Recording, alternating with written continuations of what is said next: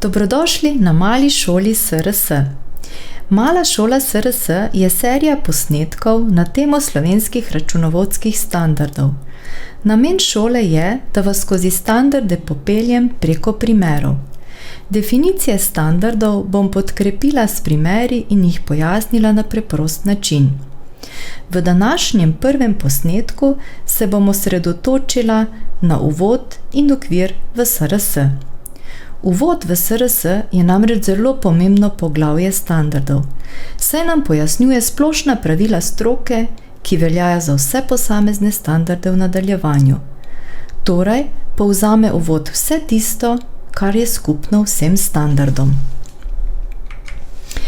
Uvod in okvir v standarde je prvi naslov same zbirke slovenskih računovodskih standardov. Pri uporabi osnovnih sredstev pa nastanejo tudi kasneje določeni stroški in ključno vprašanje je, kako jih ustrezno obravnavati. V osnovi standard nekako razdeli stroške, ki nastanejo v 3 različne skupine in tudi različno jih pripoznava. Nadalje si bomo pogledali, katerih neopredmetenih sredstev pa ne smemo pripoznati v poslovnih knjigah.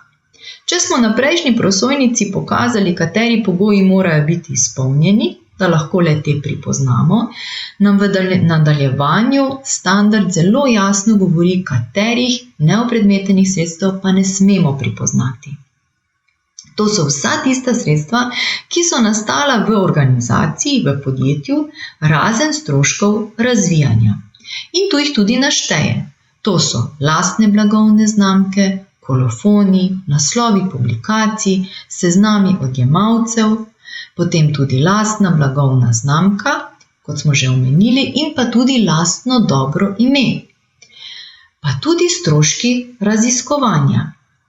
Na tem mestu se verjetno vprašate, kakšna je sploh razlika med stroški razvijanja in stroški raziskovanja. Velikokrat se nam pa zgodi, da en del nepremičnine je posedovan, da bi prinašal najemnino ali da bi se povečala vrednost dolgoročnih naložb, drugi del pa za uporabo pri proizvodnji ali dobavljanju blaga ali storitev, torej za opravljanje svoje lastne dejavnosti. Če se takšnega dela nepremičnine ni mogoče ločeno prodati ali dati ločeno v najem, jo organizacija ne obravnava ločeno. Če pa je možno ločeno prodati ali dati v najem, pa jo obravnava ločeno. Kako bomo pošteno vrednost dokazali? Njena dokazljivost. Poštena vrednost je dokazana takrat, ko jo lahko zanesljivo izmerimo. Zanesljivo pa jo lahko izmerimo takrat, če je običajno znana cena na trgu ali ta je najlažje izmerljiva, če pa temu ni tako, pa uporabimo model nabavne vrednosti. Standard nam še sicer dopušča za določitev poštene vrednosti tudi uporabo SRS 16, kjer ugotavljamo in merimo pošteno vrednost. Kako je pa s prevrednotenjem terjatev, oziroma kaj je prevrednotenje terjatev? Je vsekakor sprememba njihove knjigovodske vrednosti. Kot prevrednotenje pa se ne štejejo pogodbeno povečanje oziroma zmanjšanje njihove knjigovodske vrednosti, zaradi česar se terjatve neposredno povečujejo ali zmanjšujejo, kot smo to prikazali na prejšnji prosojnici.